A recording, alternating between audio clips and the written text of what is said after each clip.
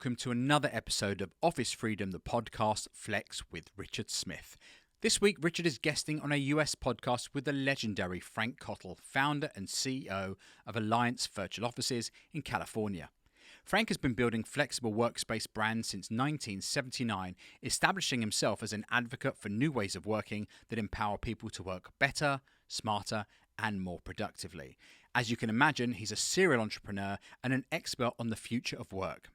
He has been building flexible workspace companies under the Alliance brand since 1992, establishing himself as a timeless futurist who's more digitally connected than Gen Z and has a better beard than most millennials. In his role as a founder and CEO of Alliance Virtual Offices, Frank is dedicated to empowering new ways of working that unite three pivotal elements of the modern entrepreneur: people, place, and technology. Welcome to the Future of Work podcast. Today, our guest is Richard Smith, the founder and CEO of Office Freedom, who is a well-known entrepreneur and is sharing his time between his homes in London and Boca Raton, Florida. Over 35 years and counting in the real estate career, which started in 1986, it was during his 7 years in the central London office leasing specialist, by chance, that Richard brokered a serviced office deal in Mayfair's Berkeley Square in 1992. Richard is a regular speaker at corporate real estate events such as CoreNet, Future Offices, and WorkTech, as well as on the Office Freedom podcast, Flex with Richard Smith. Richard, welcome. We're very glad to have you today, and you and I go back a long ways, not to 1992, but I think it was 1993 that we first met when you first started your company. Yes, thank you very much for having me, Frank. It's a pleasure to be on here, and an honor, actually. I feel very privileged to have this opportunity to have a conversation with you via podcast across the pond. Yeah, it was early 90s when I set up the company in 93. I don't remember the first time we first met, but it was soon after, and I remember very much enjoying all of the great events you put on. Well, thank you very much. I think that one of the things we've both seen a lot of is the evolution of flexibility in the workplace. I guess when we started back then, we were referring to things as executive suites. Then they evolved into business centers, and now we see serviced offices and co-working centers as labels. Sort of how do you define this evolution, and what have you seen in the way people are using offices? Or really, has there been any change beyond the critical mass that has grown up around the industry? Yeah, I think the way you just described the sector and the fact that you had to give it several different descriptions and definitions has actually been part of the problem for our industry. And I think what stunted the growth of our industry was the fact that it wasn't there was no single term globally that the whole world could actually relate to. As you say, executive suites, which was very, very common in the US for many, many years. It was never a term in the UK. Business centres, and then serviced offices in the UK, co-working.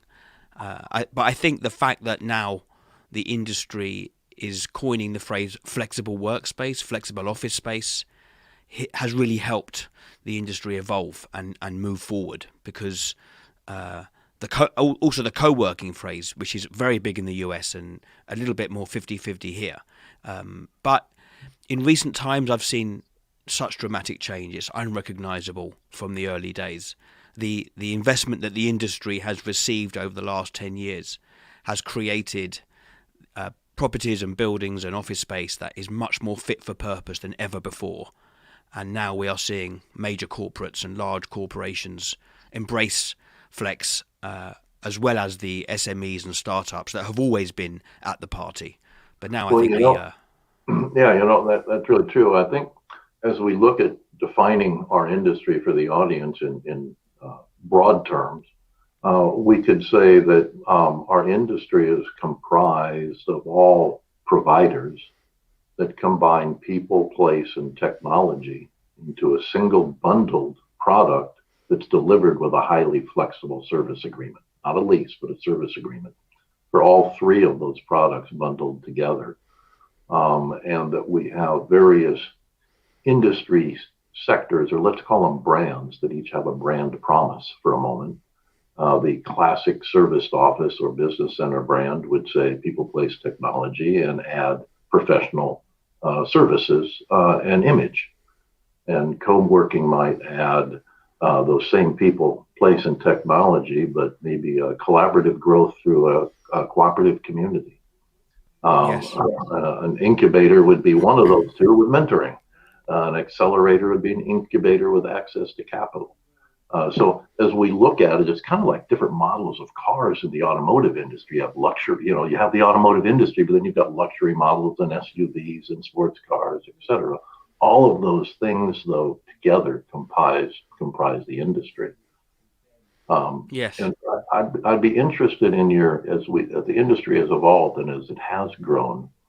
One of the reasons we focus and think about is that we think the shift in the industry's growth came when all businesses, not just SMEs or the professions, which were always big in the industry, but the large corporates and even government, started to use our industry strategically as opposed to tactically. Instead of coming and going when they needed the short-term office, now they say, no, we need an office, but we want the flexibility. And primarily they did that because they wanted to get the debt, the large corporations in particular, off their balance sheet from a long-term lease that allows them more capital for growth, number one. Number two, they found that they couldn't hire staff, they couldn't hire talent unless they had a flexible workplace plan of some sort, which requires our industry. So what's your thought on how we weave all that together? Well, I think when you started off that question, you mentioned brand. Branding was a huge problem and one of the areas that set us back as a sector, because there was names of operators all over the suites, the spaces, and it was something that was off-putting because it meant that companies didn't feel independent. They felt that they were like hiring something temporary in someone else's space or someone else's building. And that was one of the areas that the sector held its hands up and said, look, we realize that we're not the perfect solution yet, and we're going to work on some of those issues. And one of them was that. And now in most properties, in most flexible serviced offices you walk into, you won't see branding. And it's something that does help companies feel that they are in independent office space. So, and you also mentioned the co-working phrase and the co-working comment, which the original definition of co-working is several people in a room that don't actually know each other. And that was the original definition. But now it's evolved into a general term that people now would refer to as, yes, I took a co-working space for 150 desks. It's actually their own space, their own floor, or even their own building. So I think with the advent of less branding, bigger spaces that can accommodate bigger requirements, and an increase in the level of IT, security, now I think that this sector that we're in is a complete viable alternative to traditional leasing. And personally, no matter what size is required, I don't really see why a traditional lease with all of the inflexibility that comes with it would be a solution anymore. Because if a company did want to acquire 500, 1,000 people, those deals, you can still do those in our industry now. So, it's funny. I would kind of flip what you just said a little on its head, which is normal for me and you, by the way. Yeah. The audience, we argue points back and forth regularly.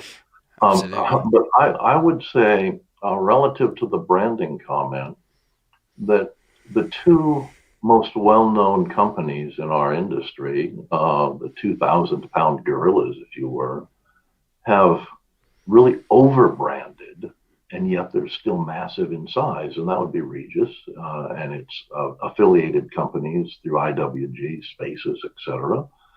Which, man, you can't get away from Regus Blue anywhere.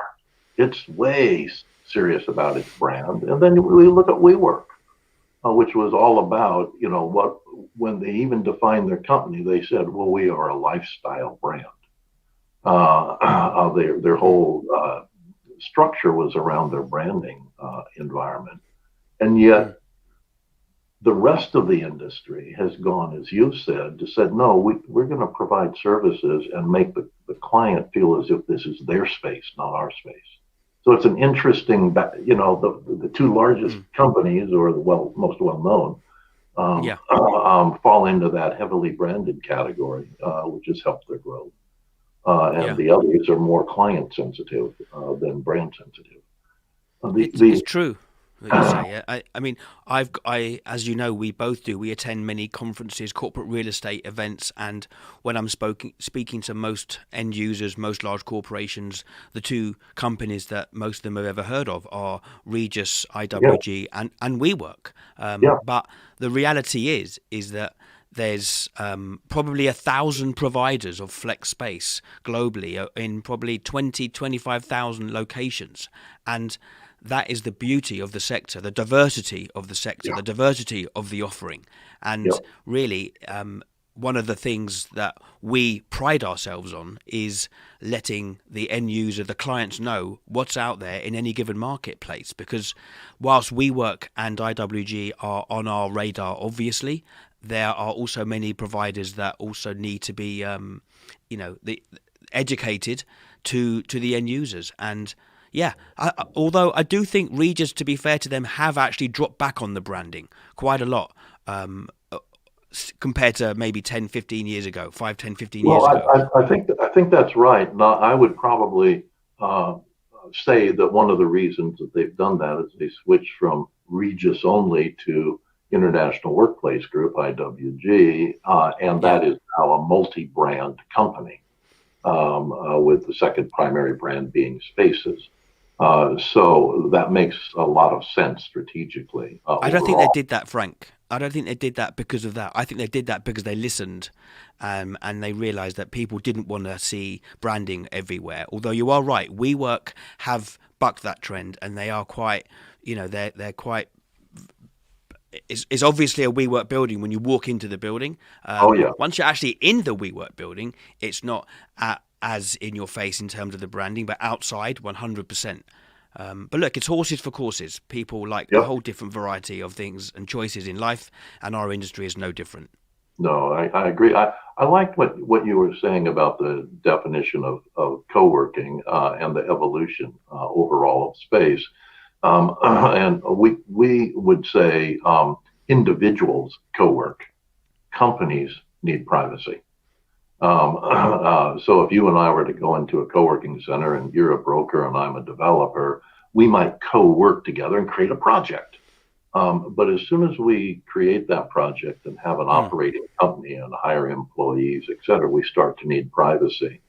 And I think the industry, the classic open space co-working model, that part of the industry has evolved as their clients, companies, and needs have evolved to where you see new co-working spaces being built 50-50 or 60-40 with private space as opposed to open public space. They still have the open public space, and that's needed, of course, big part of the model. But more and more private space so that the companies can grow within the projects as opposed to incubate in the projects and then move out to another type of space. Yes, I think what you're raising here is another very interesting topic about privacy. I think in the US, in North America, much more than in the UK, there's a big problem with the word shared space. I hear it a lot, and there is a misconception that clients think that they are just sharing space. They're not. That the space that in the world that we're in, it's private. Most of it, that I don't really do like single single co-working or co-working deals whereby clients are like sharing space with strangers. I know that market exists, but it's not something that we personally do much of.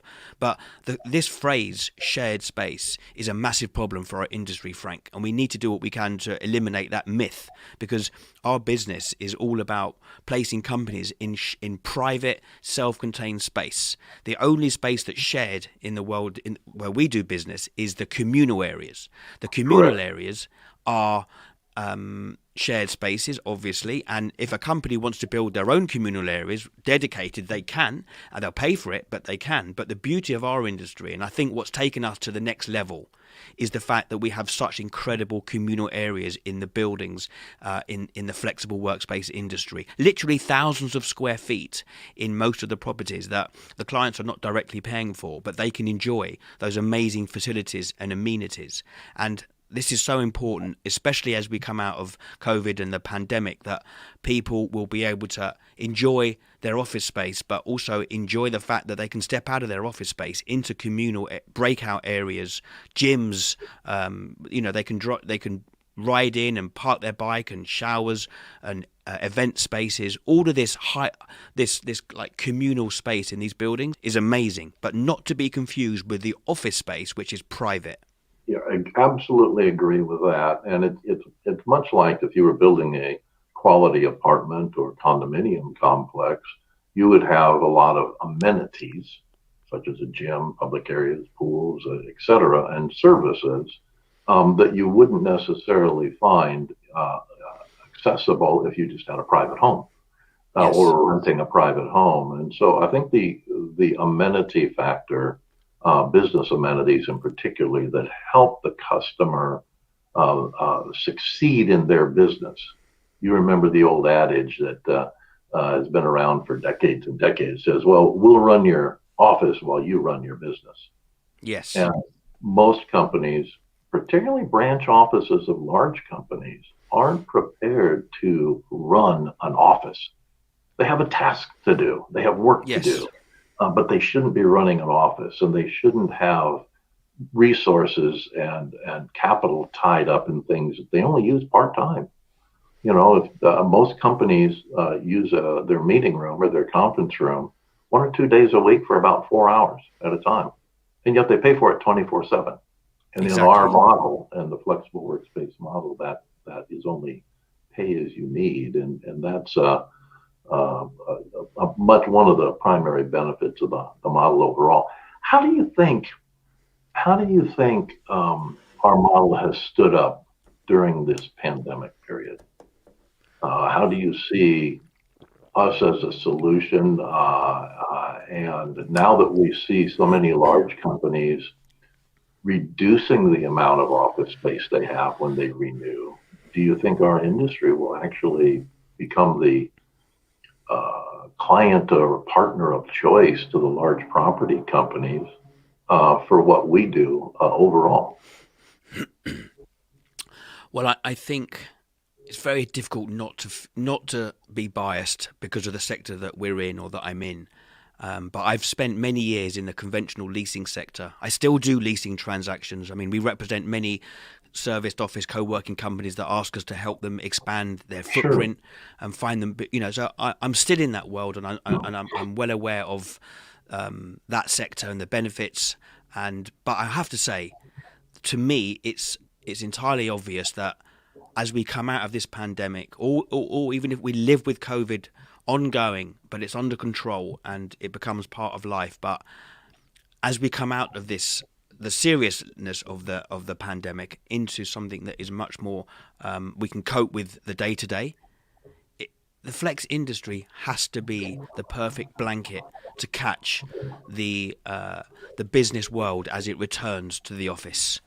It has to be. It's the amount of agile, flexible, hybrid solutions that you can enjoy in our sector enables companies to come back to the office in a way that it suits them, whether it's coming back 100%, whether it's coming back 50-50, whether it's working locally in suburban offices close to home, or whether it's working in a central business district, whether it's a day office, a meeting room, like 2 or 3 days a week office, or I mean, coming back as I'm coming back in my business, coming back almost back to normal, because that's how my team want to work, and they want to come back and they want to enjoy the benefits of being together. But I think the flexible sector that we're in offers all types and all varieties of officing, and a mixture of working remotely or working from the office or in between.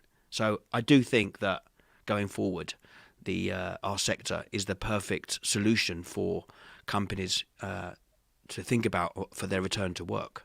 Well, most of the companies that we work with, large companies, tell us, I mean, just everybody from Google on down, tell us that they're going to be renewing their conventional office space.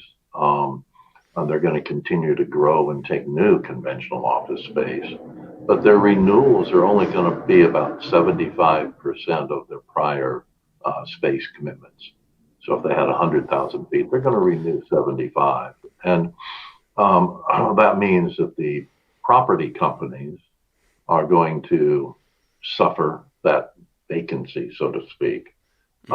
And as we look at new hybrid office, which we should probably define a little bit, models that companies are using, officing models that companies are using, I see the flexible sector as being the primary repurposing agent, if you will, for conventional space into this new model. And I see a lot of property companies that are looking to the model, not just the industry, but the model as a new way for them to be working and generating revenue as well, and a new way for them to partner with the industry as opposed to have conventional leases from the industry. Yes. Well, there's two questions there. Number one, I don't understand why these large companies are looking to renew conventional traditional leases when they can take large chunks of space in flexible environments. Maybe it's a question for another day, or maybe one day we actually have that conversation with another guest together, and we can brainstorm the pros and cons from their perspective. But I'm seeing larger and larger transactions where companies are opting out of traditional leasing into flex. So I think there needs to be some more education as to the benefits there, and maybe what I discussed before about some of the myths that exist in our industry about sharing and that type of thing. Maybe they are a factor. But in terms of the traditional landlords embracing this concept of flex, it's been a long time coming. I mean, you and me have been flying the flag as ambassadors of flex for decades, and I affectionately referred to you. I have been referred to recently as the grandfather of flex. I mean, if I'm the grandfather, I affectionately refer to you as the great grandfather. I hope you don't mind that. I'll just go with guru or something. Okay. Give me the long beard and the white robe. Great GGG, great grandfather guru. We'll stick with that for this session. But look, we've seen it for so long, and how many years have we seen our sector rebuffed by conventional real estate brokers and landlords, and it was quite soul destroying for a long time. But guess what? The penny finally dropped, and not only have conventional real estate brokers all of a sudden embrace flex, mainly because the reality is that their clients no longer want to jump into traditional leases. They want to be considering flex options. So they have to be presenting flex alternative to them, as well as leasing alternatives when they have a requirement. But also flex landlords. I mean, Boston properties in the Causeway in Boston, and Tishman Speyer in New York and Chicago. Examples of major real estate companies who have created flex brands, and in the UK you have really incredibly institutional names like British Land with Story, Sure. Legal and General, Capsule, and you have the Crown Estate with the studio, and there's so many brands that have absolutely embraced the fact that they should be incorporating some flex within their portfolio. And it's just a perfect example of how far our industry has come. And I think the journey is definitely taken a couple of big steps, but I still think we have a long way to go until we reach the optimum of where this industry is going to go. Well, I would agree with you. But a lot of our audience are not just operators within the industry and service companies or brokers and agents, but a lot of our audience are actually the decision makers within large companies and government even that are looking at our industry and seeking solutions as part of their operating format. You asked the question, why would anybody even renew at that 75% rate? I think most companies are looking for the mix of stability, knowing what they have. They like to know what they have as opposed to being quite as flexible. So I think that's an evolutionary issue, that 25% today, 50% tomorrow. I think there's an evolutionary issue there. And then what we're also seeing is a lot of large companies, they look at our model and they say, I love that model. Let's build our own for ourselves. And so much of the space goes out. And you look at Deloitte back into the mid 90s, the inventors of the term hot desk. So I think a lot of companies are repurposing their own space into our business model, as our industry's business model, and that comes up overall, certainly. What do you think would be, or can you define what you think the perfect flexible workspace would look like? The perfect flexible workspace would look like exactly how the client would want their perfect flexible workspace to look like. And you ask 10 clients what their flexible workspace wants to look like, they'll give you 10 different answers. Well, guess what? Welcome to the flexible industry. Welcome to the flexible industry. The operators will create what you want. This industry is not about walking into an office building and seeing the inventory and thinking, I need to make a choice about what I see. The beauty of our sector is that most of the providers will say, right, if what you see doesn't fit, we will move walls, we will customize, we will bespoke for exactly what you need. And it will just be office space, private, flexible office space with the communal areas, which means that you can attract staff, you can retain staff, and you're going to need to be doing that when everybody comes back from the pandemic, especially people that have had a tough time. There's many people with a lot of anxiety and they've had depression. People won't even realize how much they've been hit by this for a while. I mean, it's quite a sad statistic to say this, but in 2007, 2008, when they had the crash, the big financial crash, the suicide rate only really massively increased after 3 or 4 years. It took a long time to manifest itself. And we can help that by actually talking to people about being low. You don't need to bottle it up. If you have a problem, I did a recent podcast talking about this. It's slightly off topic, but I'm just saying that if anyone feels low and anyone feels like they're having a tough time, they can talk to people. They can talk to you. They can talk to me. I'll take the call of anybody that want to talk about these types of issues, because we don't want that to happen again. We don't want 3 or 4 years from now this type of sad statistics that I've just talked about to happen again. And one of the reasons we can help by that is by letting them come back to work in a place, in an environment that is a happy environment with a great foundation and platform and a nice habitat. And that's what our industry is about: mental health, staff wellness and welfare. Very, very critical, even before COVID, but it's going to be massively important going forward. I agree with that. You're very familiar with our publication, Allwork.Space. And probably if I were to look back over the balance of last year or the last 12 or 17, 18 months, whenever we've been dealing with COVID and thinking about it,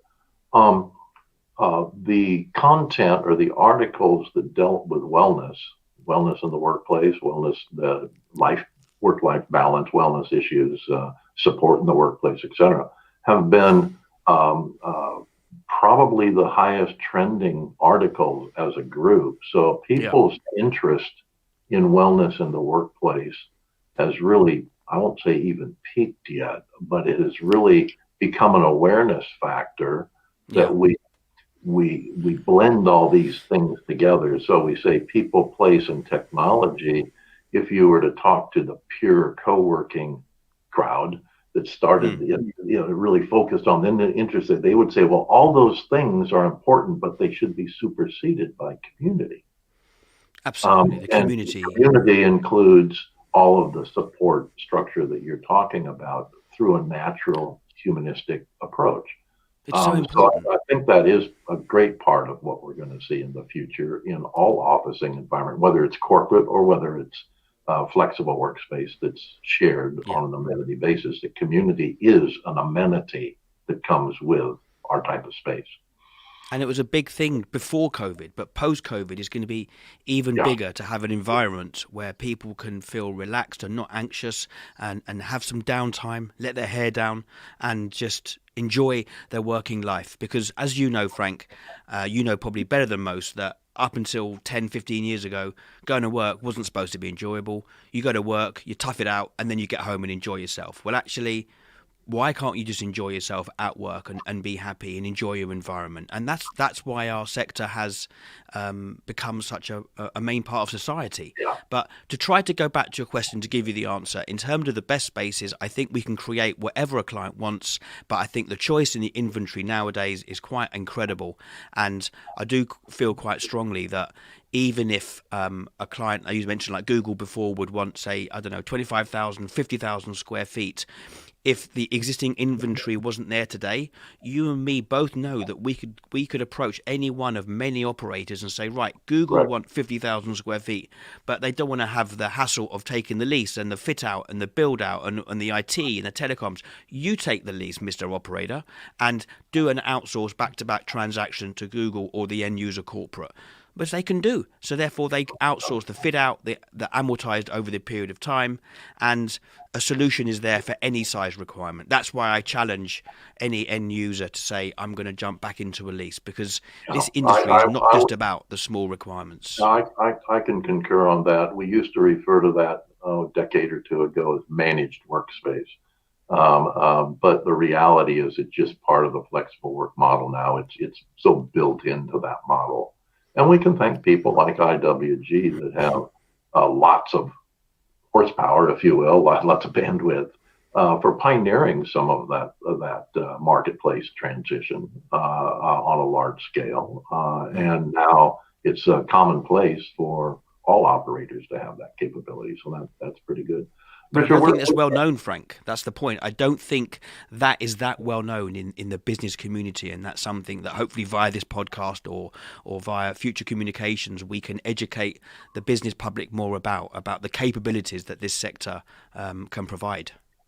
Well, I'll challenge you then to have Office Freedom put together a really nice white paper on that topic, and we'll get it published and distributed. How's that?